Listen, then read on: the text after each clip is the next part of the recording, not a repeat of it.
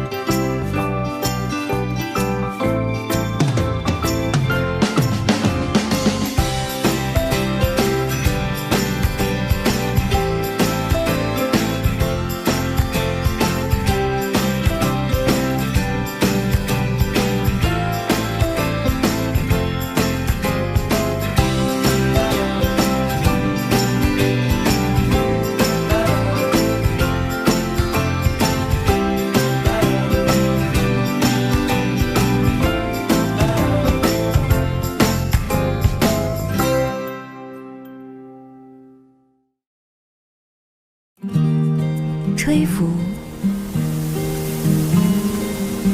散落、融入，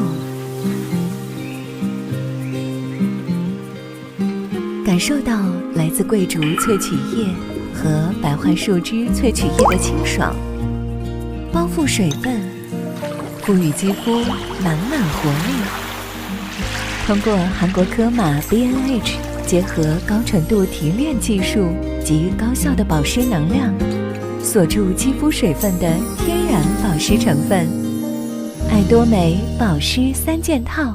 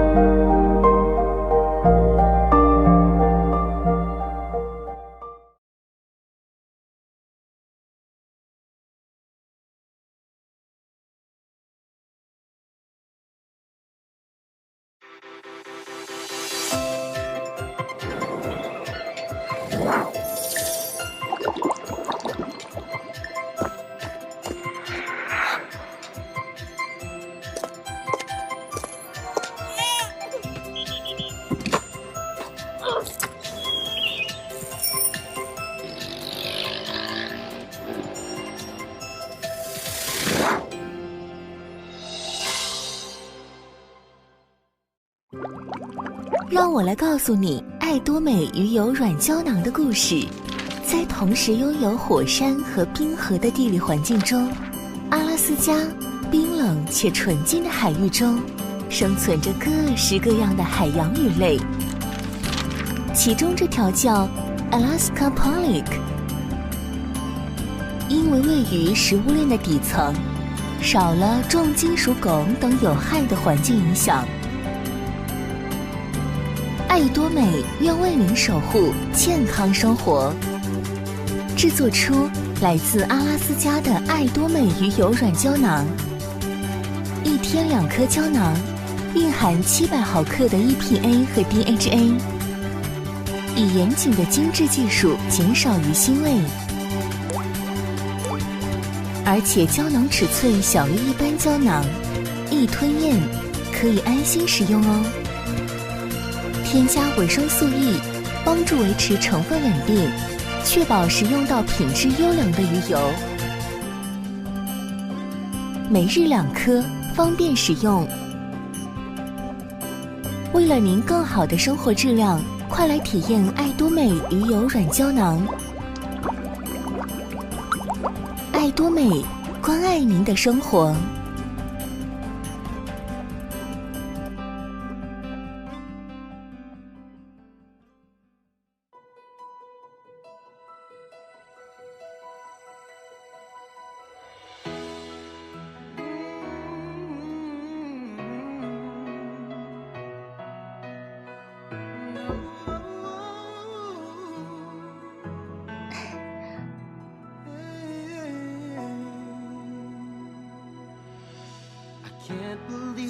反过来了。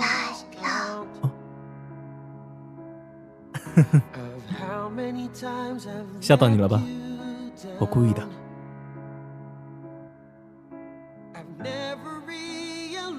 7年的恋爱中，我们有过争吵，虽然经常吵架，但是我遇见你，才知道什么是幸福，才知道什么是真正的爱。虽然我什么都没有，缺点也很多，我想每一天的开始和结束都有你的陪伴。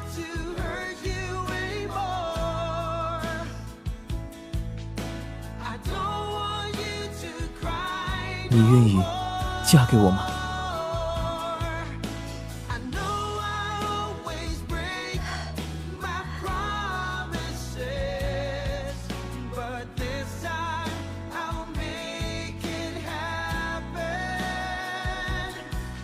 每天的开始和结束都有你的陪伴。爱多美牙膏牙刷。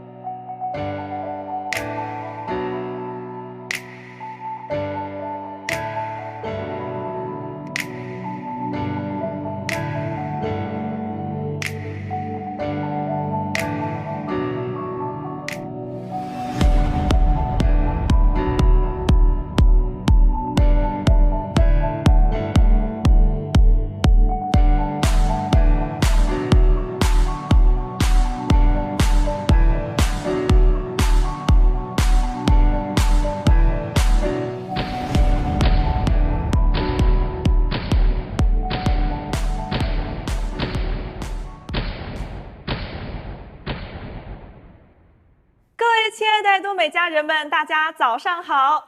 欢迎大家来到爱多美线上一日研讨会，我是市场部的 Jane。我们的线上一日研讨会可以说是真正能够帮助您了解爱多美的窗口。相信每个周都能坚守观看我们直播频道的您，一定能在爱多美收获成功。我们在本周也为大家准备了帮助您事业开展、了解公司的精彩内容。相信仔细观看的您一定会捷足先登，有所收获。好的，下面让我们正式进入今天的直播。首先，让我们一起朗读我们的私讯吧。在我们朗读私讯的同时，一定要仔细领悟其中的话语。好的，下面让我们开始吧。私讯准备，灵魂，真爱灵魂，梦想，经营梦想，信念，坚定信念，服务，谦卑服务。加油，加油，加油！在座的各位家人肯定都会有不同的理由爱上爱多美，可能是优品良价的大众精品，也或是我们正善上略、坚守原则的文化理念。在本期，我们为大家分享一下我们中国台湾的优秀经销商带来分享他眼中的爱多美的独到的魅力。接下来就让我们一起来看一下吧。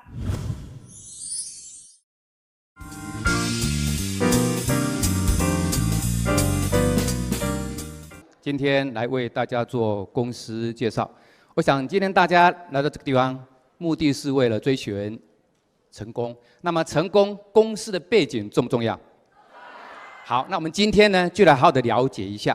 再来呢，来找到为什么爱多美公司值得你来经营。因为呢，一家公司的好跟不好，各位跟我们的成功有没有关系？绝对有关系哦。好，那么我们简单的进入主题。什么是爱多美？请问各位一下。我们一个月大概进卖场买东西买几次？有人可能一个月去个5次，有人可能每天都要去。请问各位哦，我们到卖场买东西是为了兴趣去买的，还是为了生活所需？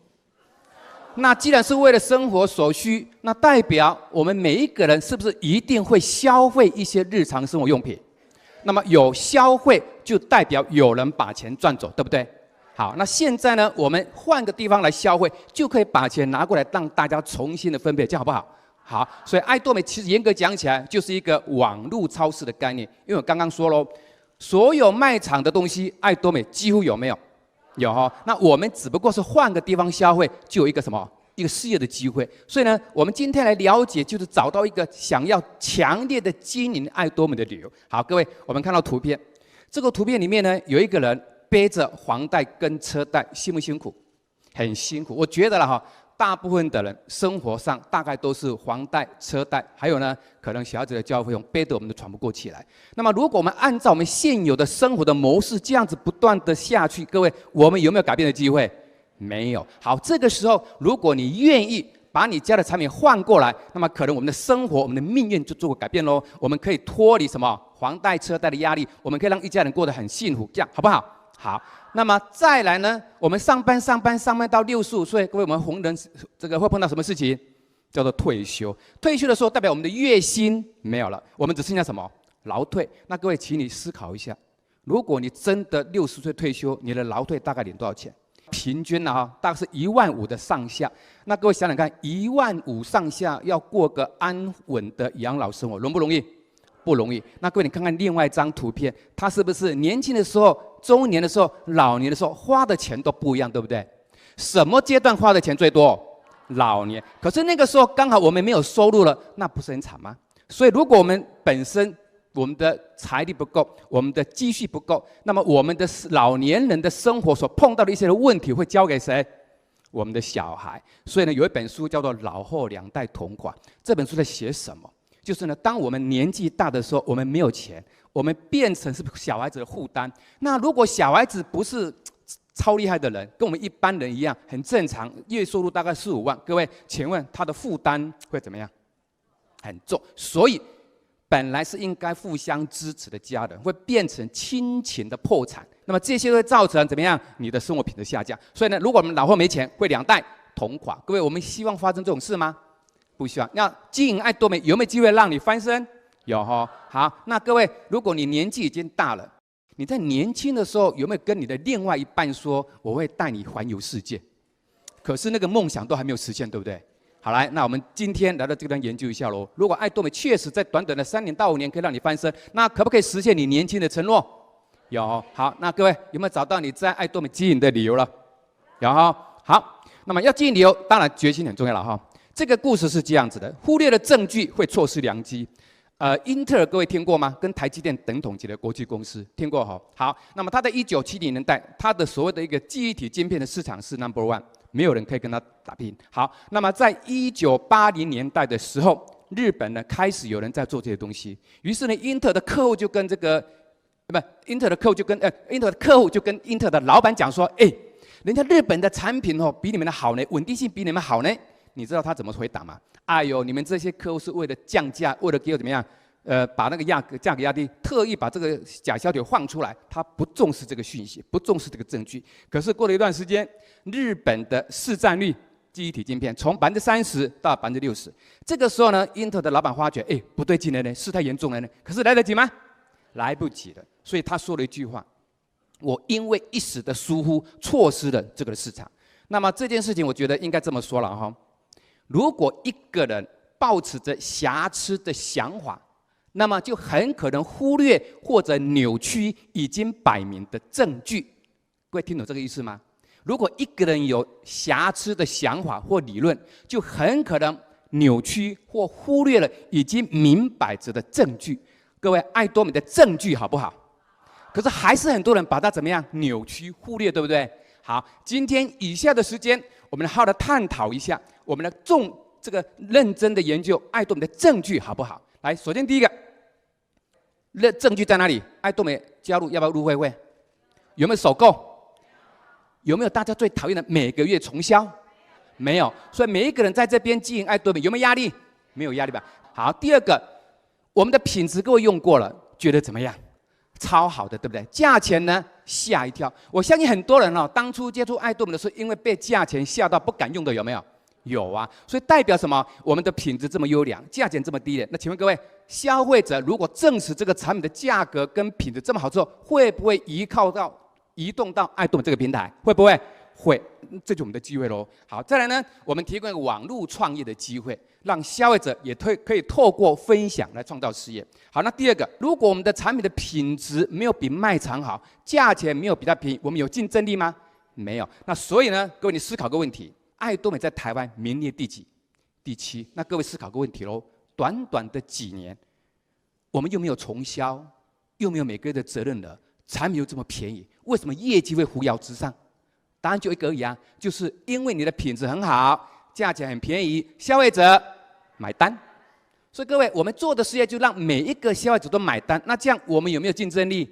有哈。好，再来呢，这个公司有一个核心的价值，那核心价值就是优良品质、低廉的价格。所以，如果我们的品质比百货公司还要好，价钱比卖场便宜，各位消费者会不会认同？会哈。好，所以这个就是我们的核心的价值。那为什么产品的品质这么好？来，这张图呢，可以给各位做一个很详细的解答。来，爱多美主要的产品来自于一家科玛 B&H 股票上市公司。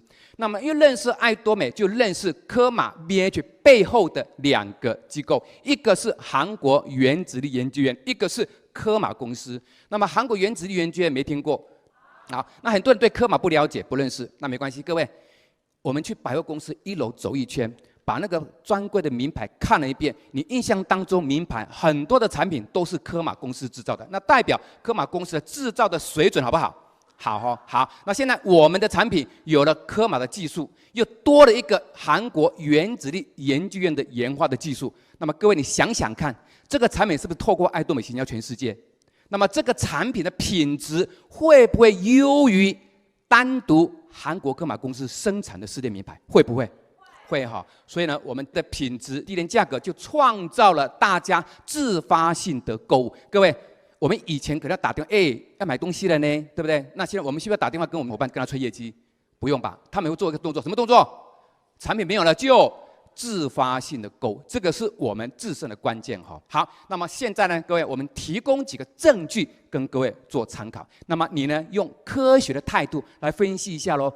评估一下喽，爱多美这家公司值不值得你来经营？它的内在篇，什么叫内在篇？来，第一个，各位你看到这个是什么杂志？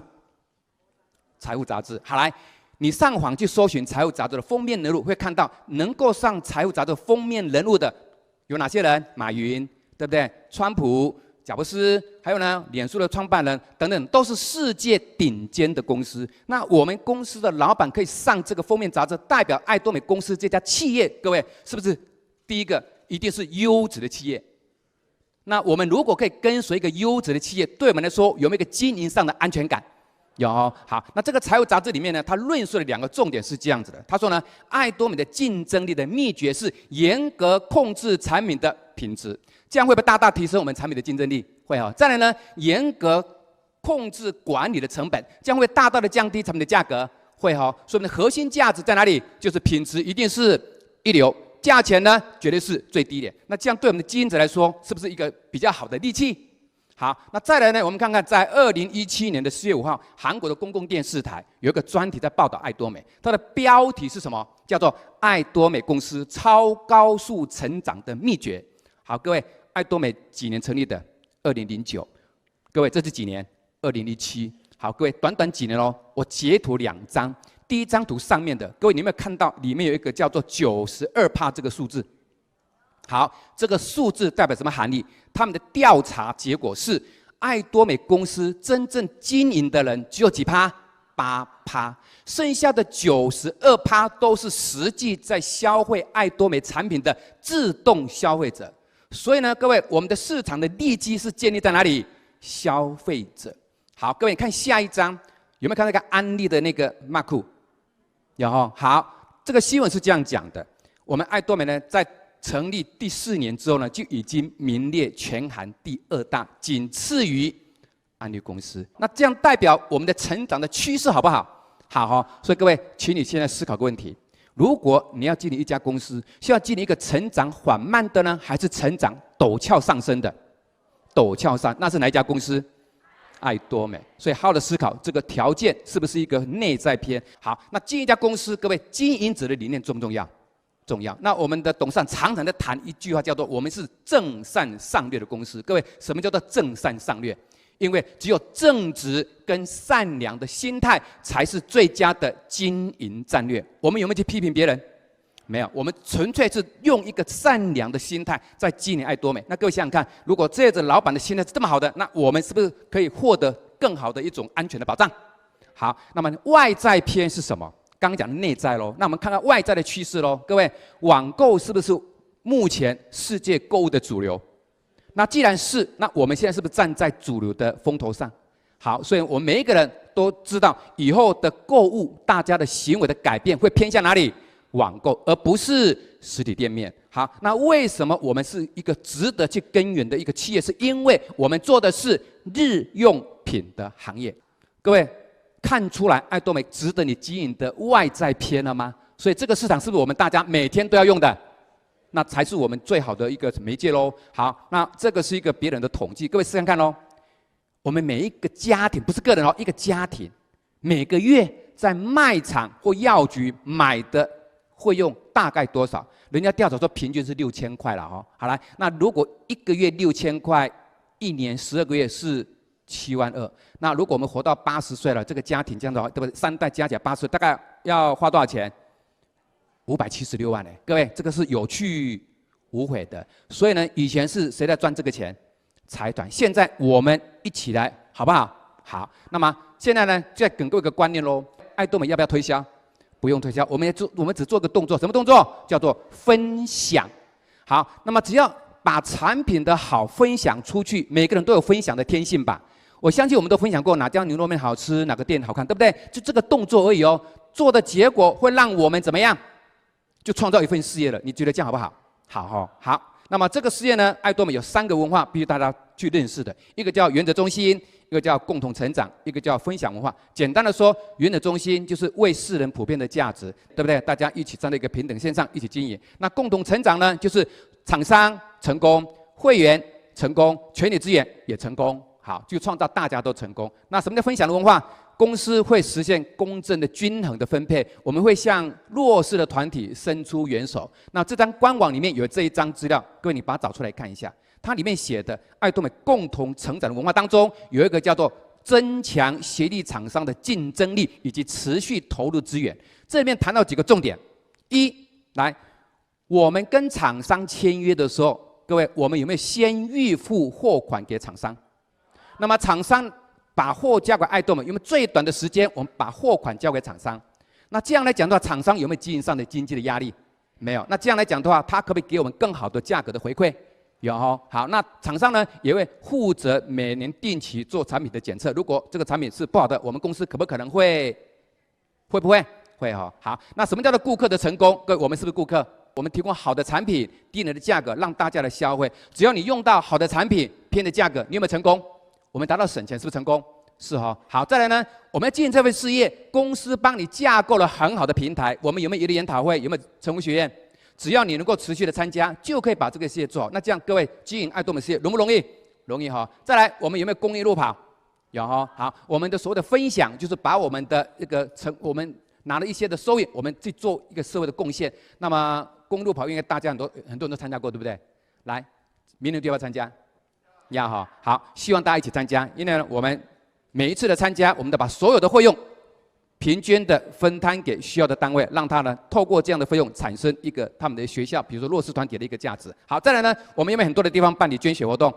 有哈。好，那么去年总共捐了6255袋哈。好，那再来呢，我们有很多的公益活动，比如说捐米，还有呢，我们会送一些东西到一些弱势团体的家庭。那再来呢，这是最新的，对不对？我们在6月18号，来，我们有没有捐赠新台币3亿给韩国的未婚妈妈的团体？有，他说这笔钱是有史以来中型企业捐款当中最多的一次。好，可见呢，我们是不是常常在做社会上的公益，来帮助弱小的团体？那各位，这样的公司好不好？好，因为呢，我们经营爱多美很简单，你一定要进入到成功系统，所以成功学院重不重要？重要。好，那么一个研讨会重不重要？也很重要。各位看了那么多人参加，就代表它很重要了哈。好，为什么要参加成功学院？我的感受是这样子的，我个人的感受哈。经营事业会不会碰到挫折？会。挫折最需要的是什么？坚持下去的力量。这个是你没有办法给他的，只有在哪里有成功系统。所以很多人刚开始不相信成功系统可以帮助他成功，但是呢，他撞，跌撞，最后回归到成功系统，他们成功有。好，那有些人就死不相信，一定坚持自己带。这些人还在不在？都不在了。所以各位有没有体会一下成功学院带来的效力是在哪个地方？坚持下去的力量。因为这边能不能得到能量？有。好，那如果一个思维错了，可能就毁了一个机会，对不对？好，我举个例子哈。在美国有2个科学家做了一个实验。好，他们用2个瓶子，透明的像高粱酒的瓶子。那每一个瓶子呢，各装5只苍蝇跟蜜蜂。好，那么瓶口向黑暗的地方。平底透明的，像灯光有阳光的地方。那么蜜蜂老是往着平底在撞，为什么？因为他认为有阳光的地方就可以找到出路。可是撞了几个小时，怎么样？撞死了。好，那么苍蝇呢？没几分钟就从瓶口那个小小的洞口怎么样钻出去了？因为苍蝇前面出不去，它会学着转弯往后走。好，各位，这个科学实验带来什么的效益？很多人能力很好，会抱怨我能力很好啊，为什么要赚不钱？那个看起来能力不怎么样的人，怎么比我会赚钱？各位，差别在哪里？思维、想法，创造人类的时候，给每个人的脑袋瓜里面装了2个东西，一个叫做才华，一个叫做悟性。好，有才华的人，有能力的人，他在他的才华里面很成功。那我们看起来都是不怎么有才华的人，对不对？哎呀，但是我们有什么？悟性。所以很奇怪哦，才华大的人悟性比较弱，那么才华小的人悟性比较大。所以我们脑袋瓜会不会转弯？会哦。所以各位在座，我们是不是属于那一种会转弯的悟性的人？所以在座能不能成功？可以哦，谢谢。再来呢，我们如果不会或没有时间来，我们有没有线上的学习系统？有，只要你在这个学习系统愿意拨时间去观看里面的 VOD， 你也可以得到很多的知识。像我们的钟老师推荐我是礼拜4，那礼拜5、礼拜6、礼拜天3天，我就好好在家把 VOD 看了一遍。看完之后，我就告诉我自己，这个事真的不做会，一定要全力以赴。所以礼拜1我就开始作业了。所以各位看 VOD 重不重要？重要。好，所以各位，我真的很期待各位回去之后呢，把 VOD 拿出来再看一看哦。好，那么这个换个品牌，换个人生，其实呢，我可以用一个例子来做比喻了哈。来，我们每个人都在卖场买东西，如果换到爱多美好不好？好，这个比喻呢是像下雨一样。如果我们下雨，这个雨水是落在平地操场，只有5%会变成地下水喽。但是这个雨水如果是落在阿里山溪头，那有35%会变成地下水喽。各位想想看，5%跟35%差了几倍？7倍。关键在哪里？地点，雨落的地点不一样，结果就不同。那各位，我们平常买东西已经买习惯了，都在哪里买？卖场。现在换个地点，到哪里买？爱多美。各位，命运就不一样了，对不对？所以把家里的支出变成收入，关键在哪里？换个地点。好，有一个人叫刘邦，他什么阶级？是不是底层的？只是那个时候秦朝大概领长吧，类似我们的领长吧。来，各位，他有没有前途？没前途。但是他有设定目标。各位，他什么时候设定人生的目标的？去看到秦始皇去巡逻的时候，有没有？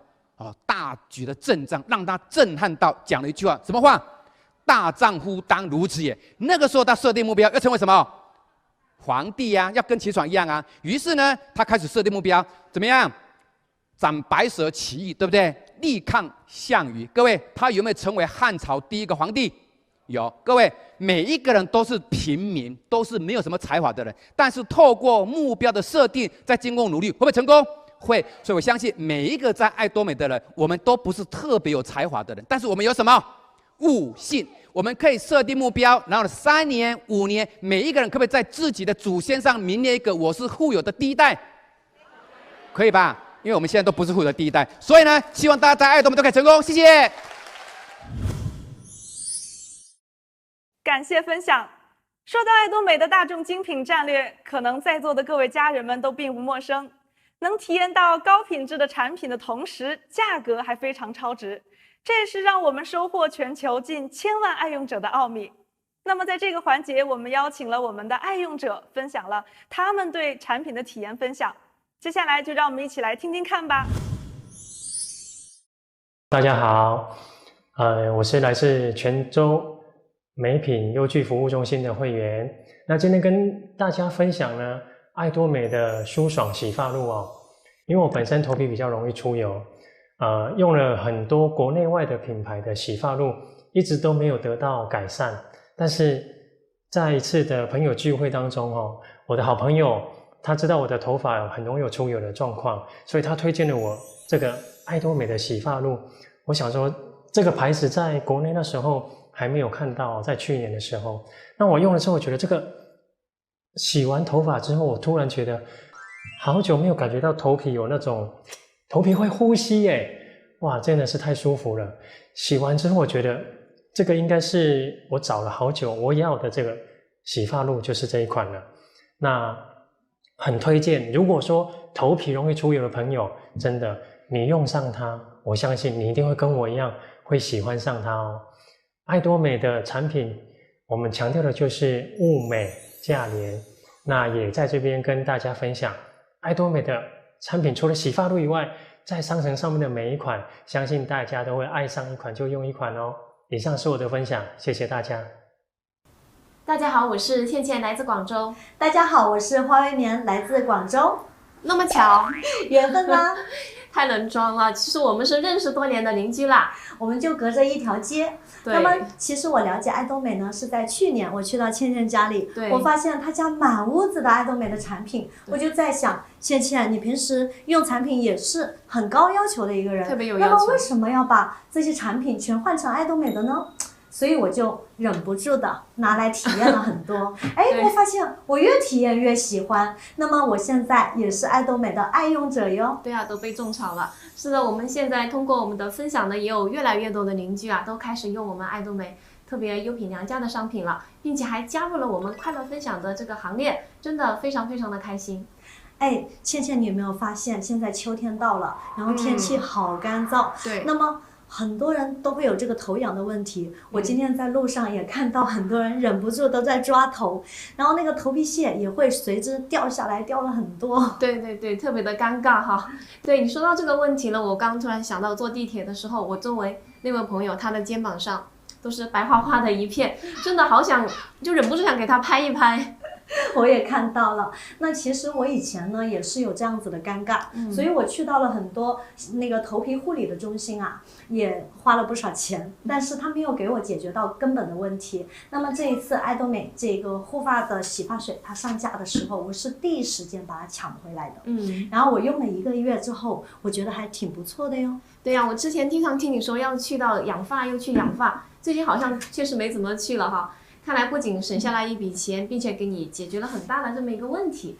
其实我了解这款产品，我也看了上面的这个成分，你看一下，它这些都是植物的成分。对对对，它上面还有29种纯植物提取呢，所以它的成分特别的安全。那么市面上有很多的洗发水，它的成分的话呢，对头皮会有一定的刺激，我是不会长期去使用的。对啊，你真的太专业了，知道去看上面的成分，难怪你的头发真的是越来越健康，而且是很有光泽。我也觉得我最近这个头发柔顺了很多。所以啊，花花，你有没有觉得，就是我们用到这一款舒爽洗发露的时候，感觉到就是头皮清清凉凉的，特别舒服，有种前所未有的清爽感，而且它那个淡淡的这种薄荷味道啊，闻得起来真的是很舒服的。其实我觉得啊，这个清凉感对于我的头皮这个头痒问题改善真的很大。对。那么就像之前哈，我经常看到你会不由自主的去擦头，现在好像这个动作没有了，是吧？是吧？我觉得也是这样子。你看现在我们工作压力都有时候会比较大，回到家里面一天其实挺累的。那么我们晚上洗个清清爽爽的头，哇，全身都可以得到非常好的这样子的一个放松，特别好。像这样一款的这个洗发，这个是护发素哈。那么你看它的成分也是很多纯植物的这样子一个提取。我用完之后呢，就是感觉这种护发素它不厚腻，就洗完也很容易把它清洗干净。吹干头发以后呢，摸起来很顺滑，有光泽。所以这个洗发水，这个护发素我也在用。那么我也觉得像我这样子毛躁的这个头发，用完之后呢，真的柔顺了很多。对。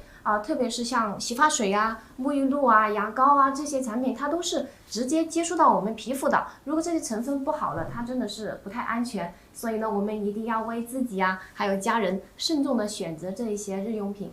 是的，毕竟健康也是第一。那我也是看中了爱多美的这些产品的安全性。我现在呢，把家里的这些牙膏啊、牙刷呀，还有洗面奶呀，我全部都换成爱多美的了。像我家厨房里面的保鲜袋呀、保鲜膜还有手套，都是爱多美的，因为爱多美的大众精品实在是太棒了，所以强烈的种草这款洗发水，超爱的哟，超级喜欢。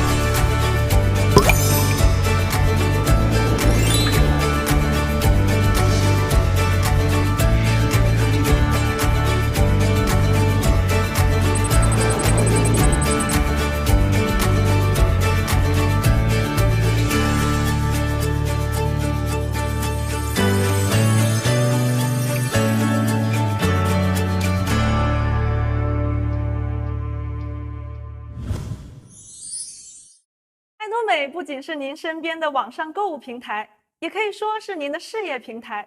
在超越顾客感动、实现顾客成功这一理念下，我们也看到了很多位在爱多美获得成功的身影。接下来，我们也邀请了他们为大家分享他们在爱多美的成功之路。接下来，让我们一起来看一下吧。 여러분 안녕하세요. 애타임에서 다시 사는 여자 로얄 마스터 이수련 인사드리겠습니다. 와, 끝도 없이 사람들이 보입니다. 석세스 둘째는 아침이 밝았고요. 이 시간 저와 함께 배울 시간은 애타임에서 성공의 첫 번째 관문이라고 하는 오토 판매사에 대해서 그 개념과 어떻게 하면 오토 판매사가 되는지 저와 함께 40분 동안 함께 배워보도록 하겠습니다. 먼저 그 강의를 시작하기 전에 제 소개를 잠깐 할게요.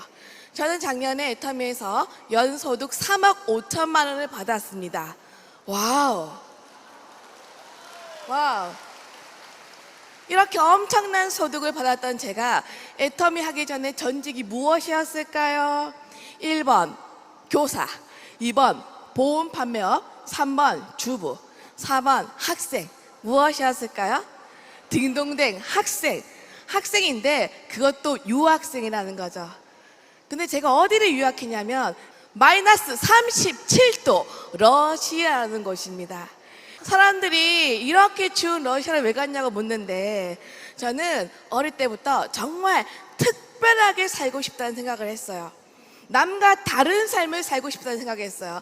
그래서 엄청난 러시아에서 8년 동안 유학생을 하면서 제가 딱 깨달은 건 세상은 넓고 시간은 많은데 할 일은 많은데 내가 원하는 타임 프리, 머니 프리의 삶을 살려면 창업을 해야겠다는 생각을 했어요. 그리고는 한국에 와서 창업거리를 찾고 있을 때쯤 제가 애타미를 만난 겁니다.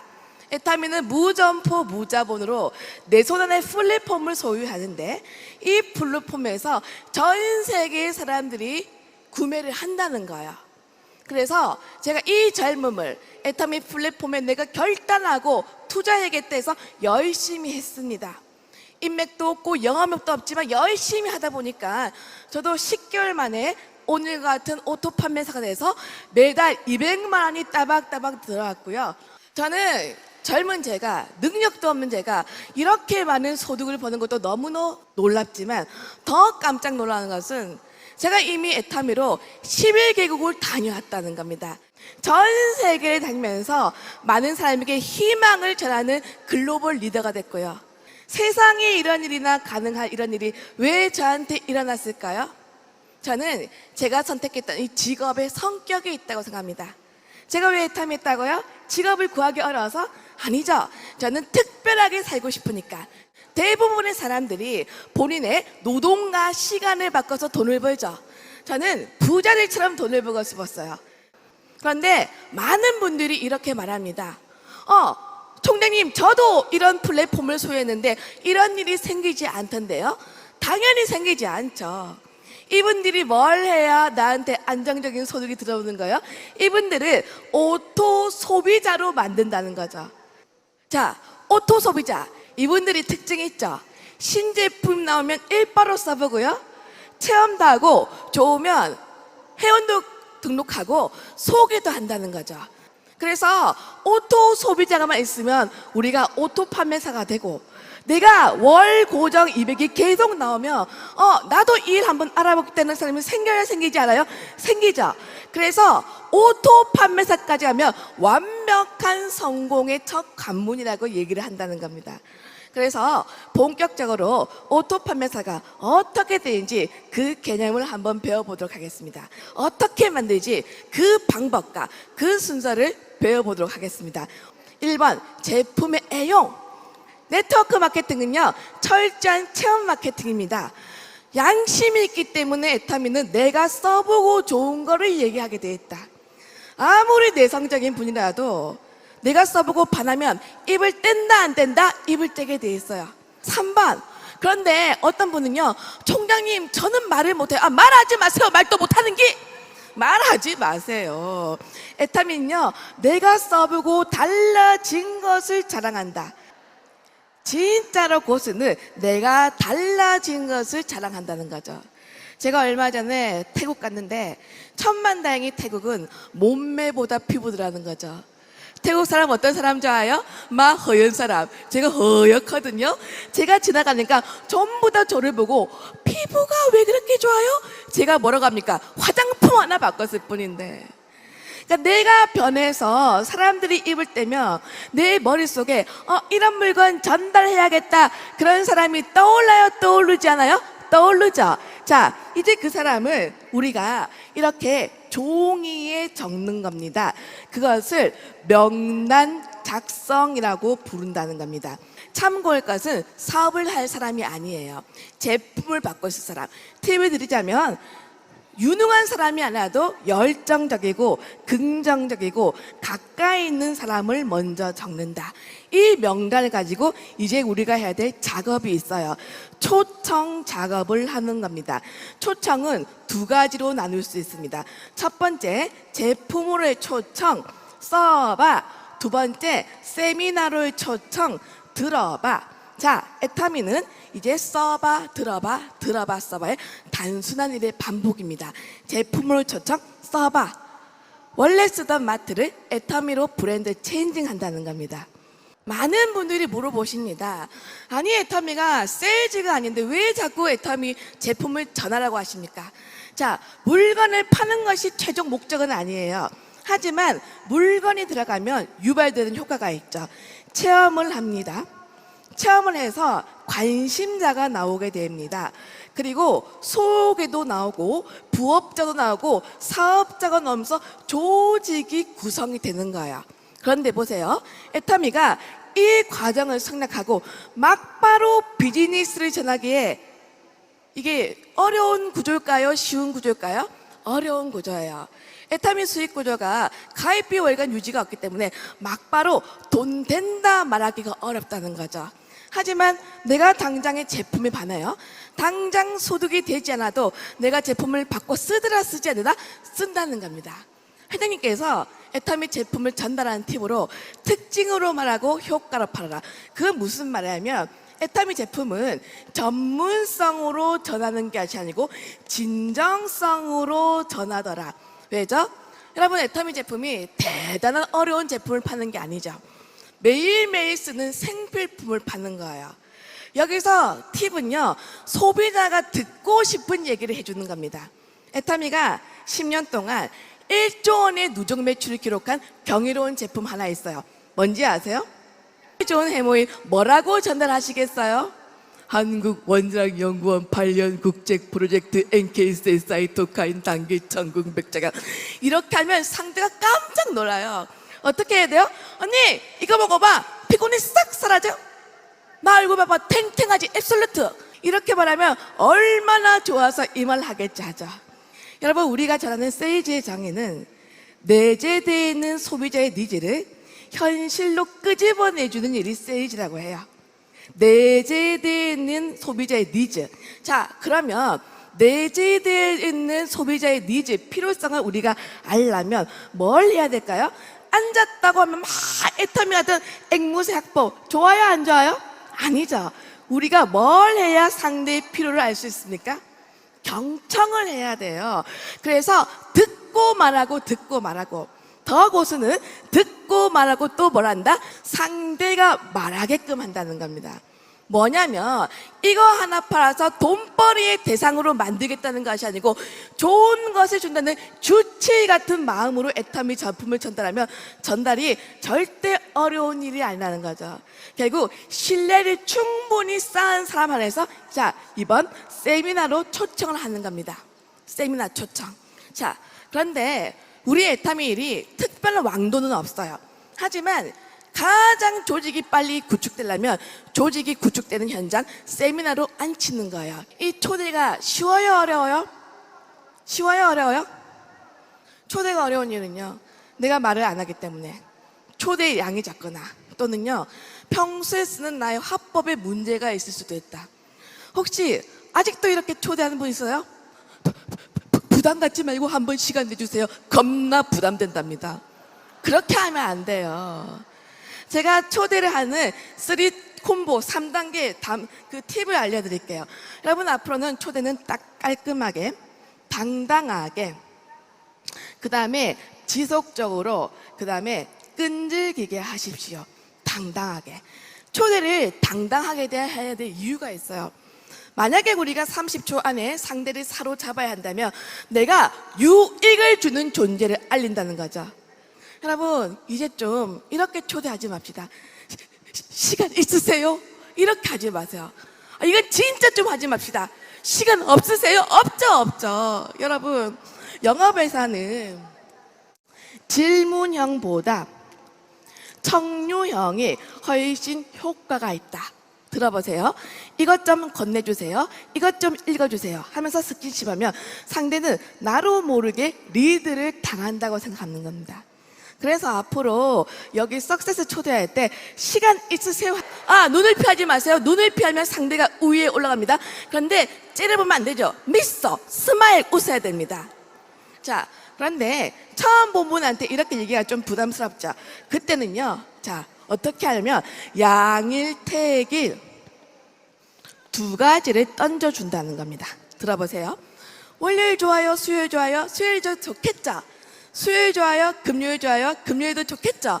누구나 이렇게 질문을 받으면 한 번은 오게 돼 있다. 자, 보세요. 이게 이제 당당하게가 안 통하면 2번으로 내려가야 돼요. 비타민C 하나 줄게. 이것도 안 통하여 3번으로 내려가야 됩니다. 3번 저를 따라하세요. 나 좀 살려줘. 초대는 맞춤형으로 하되 언제까지 한다? 올 때까지 한다는 겁니다. 여러분 왜 세미나 오세요라고 얘기하지 않습니까? 제품을 사세요라고 얘기하지 않습니까? 누구나 거절에 대한 두려움이 있기 때문에. 그런데 이 거절은 피하는 게 아니고 즐기는 거예요. 무능함과 회의와 그리고 어려움에도 불구하고 뚜벅뚜벅 앞으로 나가는 것이 필요합니다. 그런데 우리는 성공하고 싶은데 계속 거절을 피하고 올라가니까 시간만 가는 거예요. 근데 여러분 밖에 나가서 거절을 한번 받아보세요. 안 죽어요. 내 안에 거인이 나오게 되는 겁니다. 이렇게 써봐 들어봐까지 한 사람을 이제 가만히 놔두면 안 되고 계속 후속 관리를 해야 돼요. 그것을 AS를 한다고 말합니다. 제가 종종 강의에 제가 존버 정신으로 결단했다고 하니까 많은 사람들이 존나게 버티기만 했는지 아는데 아닙니다. 저는요 존띠로 성공한 거예요. 존나게 뛰었어요. 제품 들어가면 써봤어 진짜로 좋지 그 얘기 해야 돼요. 내가 써봤어 진짜로 좋지 그 얘기를 안 하는 건 내 안에 확신이 있다 없다? 없다는 겁니다. 또 내가 아무리 확신이 있어도 진짜로 좋지 했는데 상대가 나는 모르겠는데 그 말 할 수 있다 없다? 할 수 있죠. 왜죠? 사람은 긍정적인 사람 많아요? 부정적인 사람 많아요? 부정적인 사람이 많습니다. 앞으로요 나는 잘 모르겠다면 근데 하지만 그게 아니고 그런 얘기 하지 마세요. 우리가 부정적인 컴플레인의 가장 좋은 반응은요 1번 찬성을 하는 거예요. 예스 맞다고 하십시오.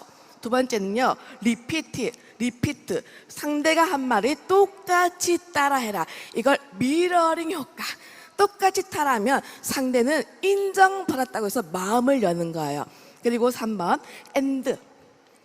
해모임이 너무 비싸요. 야 네가 명품을 알아. 그렇게 하면 안 돼요. 맞습니다. 저렴하진 않습니다. 그리고 명품 라인은 친절한 가격으로 파는 거죠. 자 이렇게 하고 이제 제품이 들어간 사람한테는 이제 정보를 주셔야 돼요. 저는 아무리 애터미 사업에 관심이 없어도 내가 지속적으로 그분을 관리하면 사업자가 되었던 경험이 많이 있습니다. 조지라드의 법칙 따르면 한 명 뒤에는 무조건 250명의 인맥이 있고요. 물건을 한 번 써본 사람이 15배로 구매 의사가 높고요. 그리고 소개받은 사람에게 물건을 팔 확률이 10배가 높다. 그런데 여기서 제가 정말 잘한 게 있어요. 저는 한 집에서 절대 10분 이상 머물러 있지 않았다는 거죠. 30분 이상. 왜죠? 항상 상대방에게 내가 바쁜 모습을 보였다. 여러분, 이제 애터미가 엄청난 성공자를 배출했고 직업으로 알아보러 오는 사람의 이 물결 아래 상대한테 뜨뜻미지근한 배달의 기술을 보여야 됩니까? 열정적인 프로 사업자처럼 보여야 돼요. 그래서 끝으로 중요한 일에 대해서 오토 판매사가 되기 위한 중요한 일에 대해서 짚어보고 마치도록 하겠습니다. 1번, 꿈과 목표 설정, 여러분의 생각의 결과라는 거죠. 이 꿈이 이 애터미랑 무슨 관계가 있냐는 거죠. 여러분, 애터미는 물건을 파는 것 같지만 각자의 마음속에 있는 간절함과 소망과 자존심을 끄집어내서 무에서 유를 창조하는 아주 독특한 사업입니다.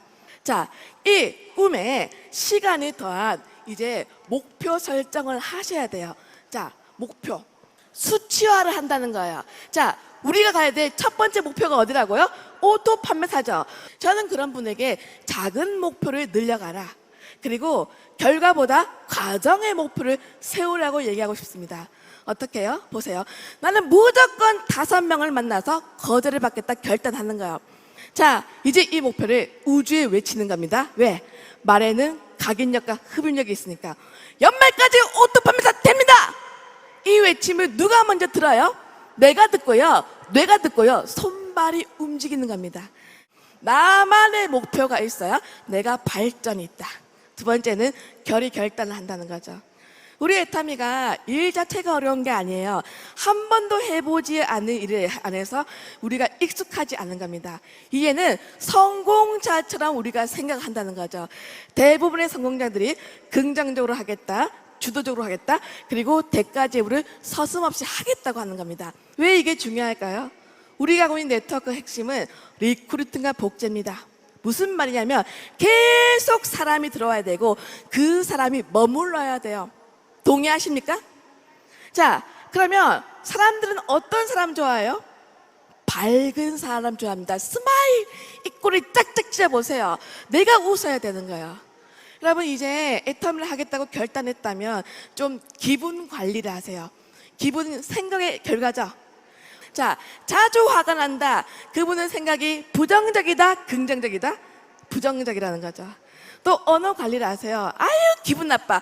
그 말 내가 듣죠. 인생이 그렇게 됩니다.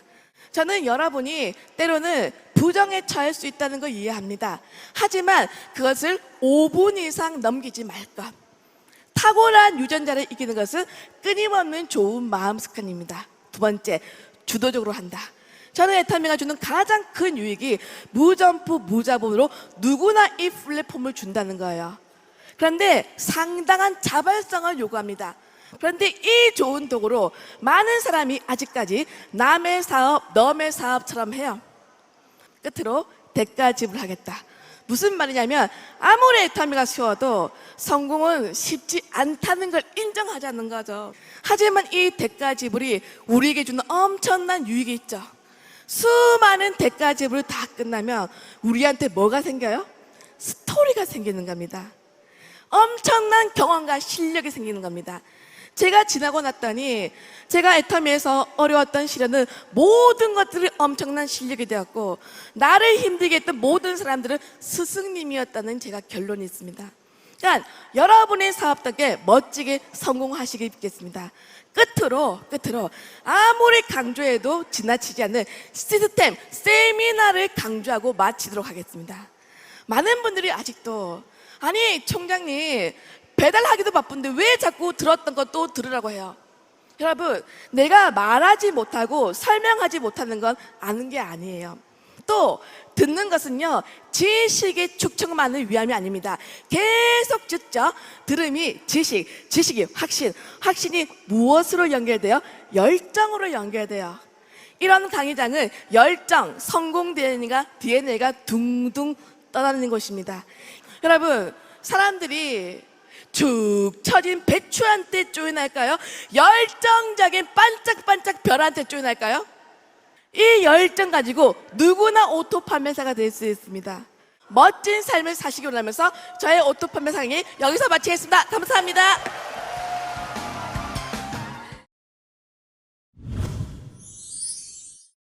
下面又到了我们人文学漫步这个环节了。在这一环节，我们依然甄选了李胜渊博士分享的帮助您事业成功的精彩课程，相信学习后的您一定会获益。让我们一起来学习一下吧。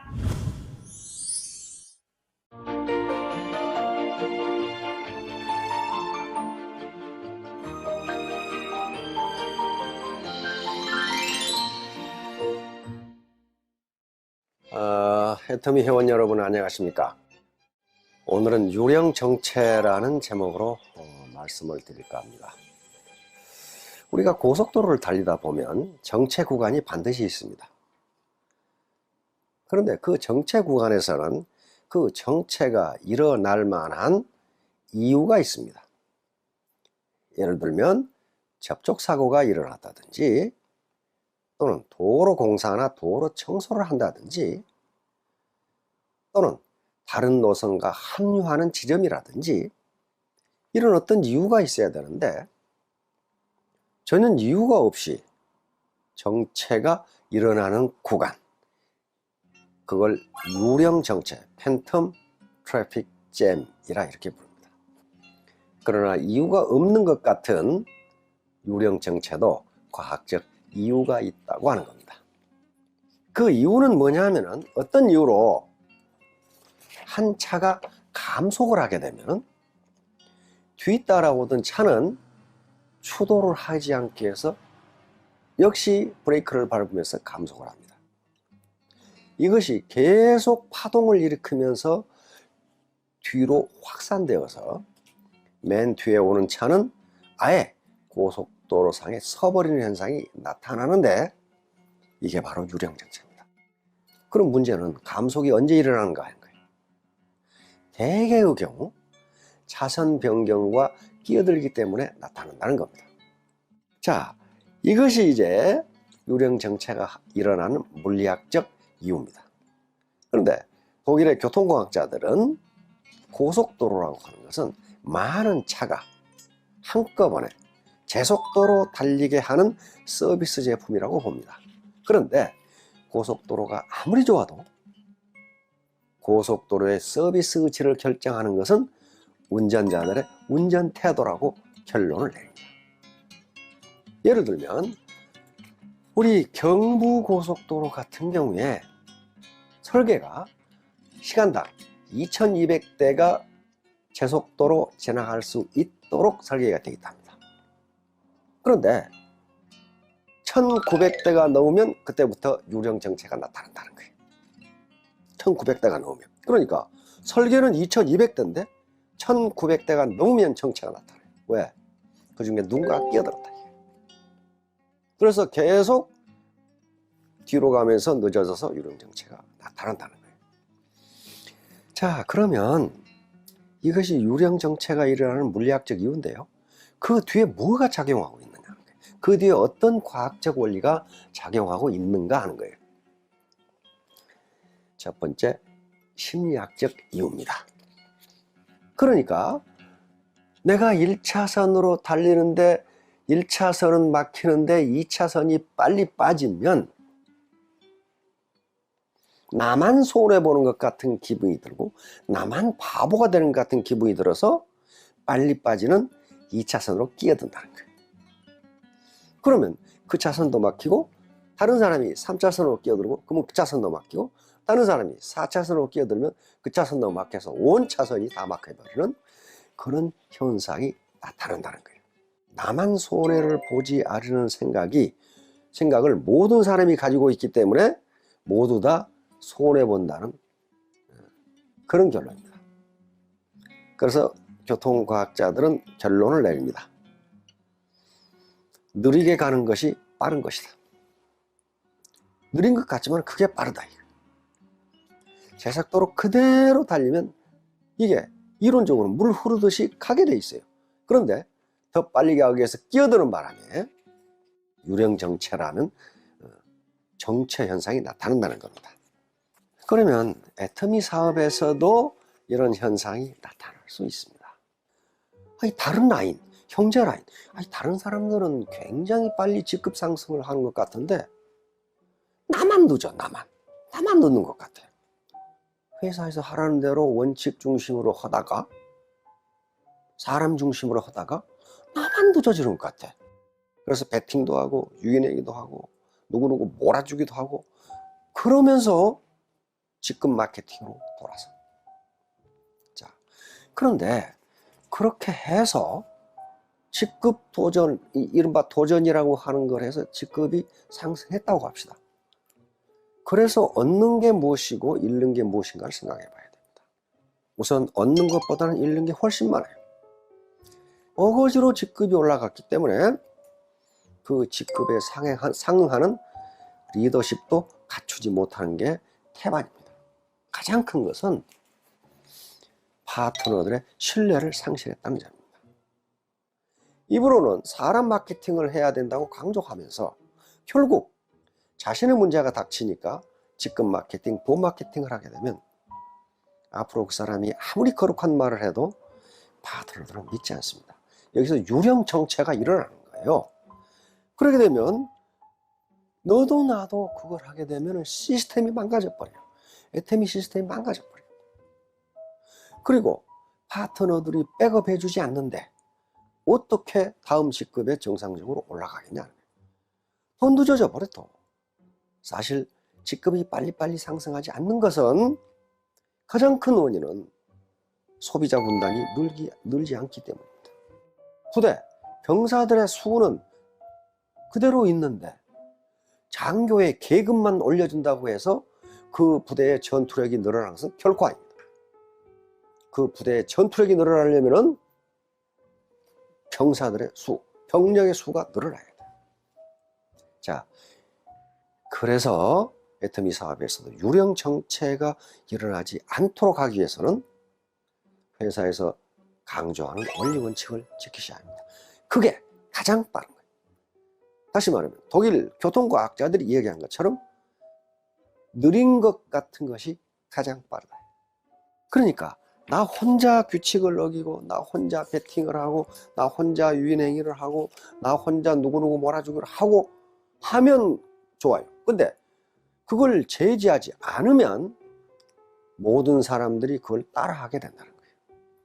그러면 애터미 시스템은 붕괴되고 혼란이 일어나고 거기서 유령 정체가 발생합니다. 유령 정체가 발생하면 파트너 수도 늘지 않고 소비자 수도 늘지 않고 사업자 수도 늘지 않고 그러면 결국 매출이 늘지 않고 결국 애터미는 축소 균형으로 갈 수밖에 없어요. 이게 대한민국에 생겨났던 많은 다단계 업체들이 불꽃처럼 일어났다가 재처럼 사라진 게 이런 이유 때문입니다. 그 시스템이 붕괴돼 버린 거예요. 그럼 우리는 어떻게 해야 되느냐? 상생 게임을 해야 돼요. 반드시 상생 게임을 해야 됩니다. 경제사회에서 일어나는 게임은 통상 세 가지로 그 속성에 따라서 나눕니다. 첫째는 너 죽고 나 살자 게임이에요. 이건 제로섬 게임이라고 그래요. 이게 전형적인 게 또각입니다. 두 번째는 너 죽고 나 죽자 게임. 이게 투기, 배팅, 덤핑, 그리고 전쟁이 바로 너 죽고 나 죽자 게임. 근데 이 게임을 시작할 때도 처음에는 너 죽고 나 살자 게임으로 시작을 하는데 모든 사람이 그걸 용인하지 않아. 왜 내가 죽어? 네가 죽어야지 하면서 너 죽고 나 죽자 게임이 돼버려요. 그러면 이게 시스템이 망가지면서 그 시스템은 유령 정체로 넘어가게 됩니다. 마지막으로 너 살고 나 살자 게임. 이게 상생 게임이에요. 이게 윈윈 게임이에요. 너도 이익되고 나도 이익되고. 바로 애터미의 성공 조건이 바로 이겁니다. 이렇게 하기 위해서는 반드시 회사에서 늘 강조하는 원리 원칙을 지키셔야 돼요. 직급 마케팅, 돈 마케팅이 아니라 사람 중심 마케팅을 해야 돼요. 그리고 직급 상승을 하기 위해서 작전을 할 게 아니고 어떻게 하면 소비자 군단을 늘릴 수 있을 것인가. 여기에 머리를 맞대고 지혜를 모아야 된다는 거예요. 그 소비자 속에서 파타임 잡을 하는 사람이 나오고 나중에 전업을 하는 사람이 나오게 돼 있어요. 사업자만 찾으면 그게 안 된다는 거예요. 자, 애터미 회원 여러분, 이제 팀별로 또는 센터별로 나는 얼마나 정확하게 원리 원칙을 지키고 있는가. 나는 정말로 직급 마케팅이나 돈 마케팅이 아니라 사람 중심 마케팅을 하고 있는가? 스스로 생각해보고 또 토의해보는 시간을 가지시기 바랍니다. 배운 여러분 모두 성공하시기 바랍니다. 감사합니다.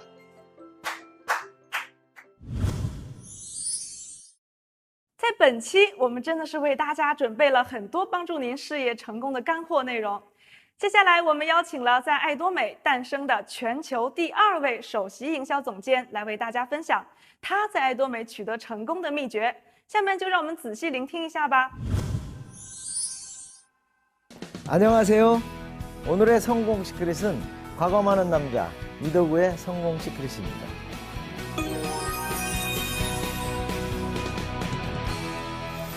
많은 고민을 했는데 역시 네트워크 마케팅은 여러분이 좋은 나무가 되면 좋은 열매는 저절로 열린다는 겁니다. 자, 첫 번째 시크릿. 좋은 나무가 되면 좋은 열매는 저절로 열린다. 그래서 그 미션을 맡고 많은 고민을 했는데 역시 우리 네트워크 마케팅은 여러분 자신이 좋은 나무가 되면 좋은 열매는 저절로 열린다. 그 네트워크 성공의 8단계 마지막이 뭐예요? 복제죠.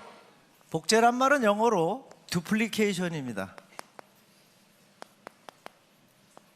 자, duplication이란 말은 아주 간단한 거예요. duplicate, 둘로 만든다라는 뜻입니다. 따라해보세요. 둘로 만든다. 무엇을 둘로 만드나요? 무엇을? 나를, 나. 그럼 내가 불량품이면 어떻게 돼요? 불량품만 계속 나오겠죠. 자, 우리 애텀이 시작했을 때 보상 플랜만 계속 풀고 다니면서 그 빅 비즈니스 얘기만 하면 하나 문제가 생깁니다. 뭐가 문제예요? 매출이 없어요. 특히 남자 사장님의 특징이 뭐예요? 애터미 비전만 딱 보면 1년 안에 총장 간대 전부 다. 그리고 6개월 있다가 돈 안 된다고 떠나버려. 왜 그래요? 불량 포도나무가 되는 거야. 불량.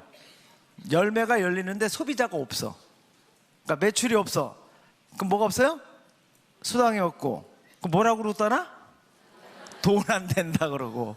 어쨌든 우리는 좋은 나무가 돼야 되겠다. 좋은 나무. 좋은 나무가 되면 좋은 열매는 어떻게 열려요? 저절로. 오토매틱. 우리 그 속담에 그런 말이 있어요. 애들 보는 데는 뭣도 맘대로 못 먹는다. 그렇죠. 물도 맘대로 못 먹는데. 그게 이 복제란 말을 다 그냥 그대로 가르치는 것 같더라고. 애들이 볼 때 물도 맘대로 못 먹는데 이 네트워크 마케팅 하는 스폰서를 보는 파트너들의 눈은 여러분이 다 존경의 대상이죠. 여러분은 복제의 대상이에요. 적어도 여러분의 파트너만큼은 여러분이 멘토입니다.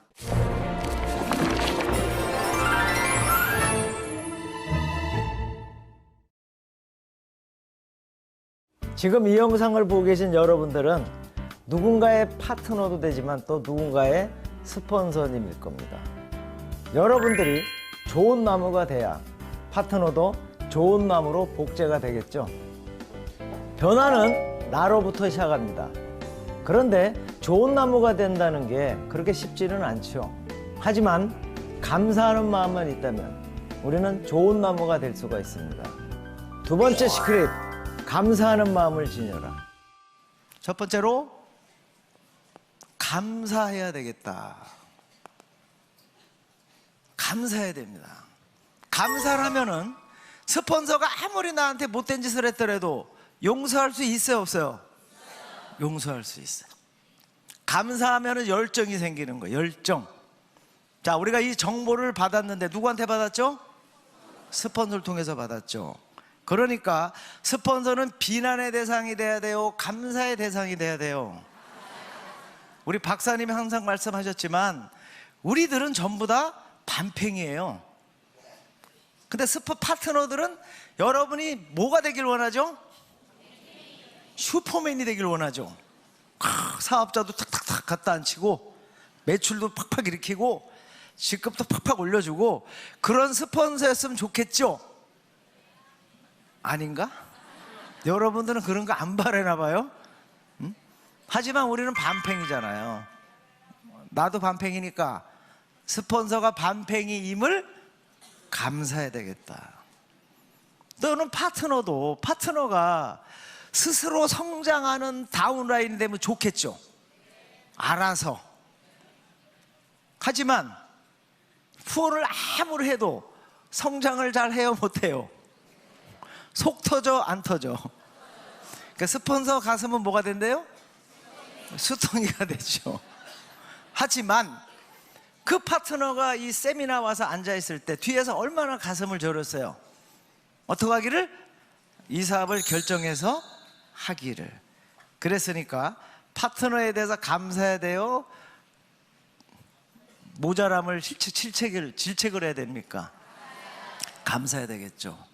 또 저는 항상 이 생각을 해요. 만약에 애터미가 없었다면 제가 어떻게 됐을까? 어떻게 됐을까요? 어떻게 됐을까? 부부신용 물량자에다가 대책 없는 통장까지 압류된 진짜 인생의 실패자겠죠.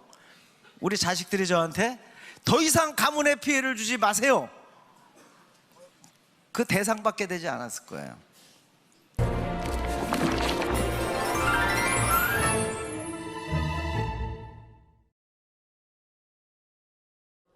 불평불만과 감사함은 한 끗 차이입니다. 스폰서와 파트너의 모자람을 질책하지 말고 내 개의 사업을 소개해준 스폰서와 또 나를 위해 일하는 파트너를 항상 감사해야 합니다. 그리고 우리 또 감사해야 될 사람이 있습니다. 바로 형제라인. 세 번째 스크립, 형제라인 성공이 나의 성공. 배웠는데 애터미 와 보니까 야, 이걸 실천하는 회사더라고. 이미 이게 뭐예요? 우리가 재심 합력이다. 그러니까 형제 라인이 하나가 된다면 우리가 겁날 게 뭐가 있어요? 이해하시겠습니까? 그러니까 우리가 옆 사람의 성공을 바란다면 다 된다 이거예요. 자, 센터에서 어느 분이 너 힘들다고 해서 안 나와. 그럼 스폰서가 전화하는 게 좋아요? 형제 라인이 전화하는 게 좋아요? 그죠? 응? 순이 엄마 빨리 나오라고. 응? 형제 라인한테 다 전화해주면 그분이 더 감동할 것이고, 또 소비 전달도 내가 스폰서보다는 형제 라인 얘기가 낫겠죠. 우리는 애터미 딱 시작한 날부터 형제 라인의 도움으로 이 사업을 해나가는 겁니다. 그렇기 때문에 우리 회사가 이렇게 성장이 빠른 거예요. 초기 사업의 어려움을 형제 라인의 도움으로 이겨나가고 있거든요. 저는 모든 각 센터에 있는 모든 사람들은 다 형제 라인이에요. 옆 사람의 성공이 나의 성공이라는 그것만 가슴에 품고 있다면 우리 모두는 더 빨리 전 세계로 나가고 국내도 빨리 성공할 수 있다고 생각합니다.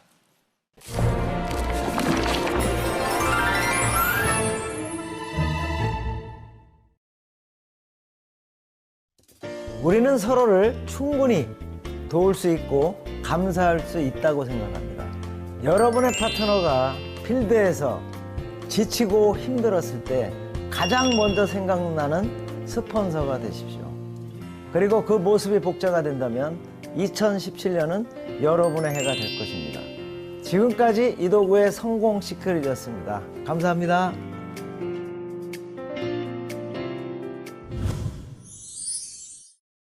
最后，让我们看看本期有哪些公司公告呢？近期因疫情的影响，新疆喀什地区、克州地区、和田地区无法派送快递，请相关区域的会员谨慎下单。感谢您对公司的大力支持与配合，期待早日能成功击退疫情，获得这场疫情的胜利。祝大家安康。另外是物流政策变更通知，再次提醒11月1日明日起，我们订单包邮金额由原来的499元调整为299元，订单不足299元的运费统一为15元。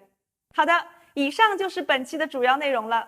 您可以通过登录到爱多美频道网站中了解爱多美往期精彩内容，同时也欢迎大家关注爱多美中国官方微信订阅号，了解更多公司资讯。好的，爱多美的会议都是以私讯开始，以私讯结束。珍爱灵魂，经营梦想，坚定信念，谦卑服务。爱多美让生活更加美好。感谢您的观看，期待下次的相见。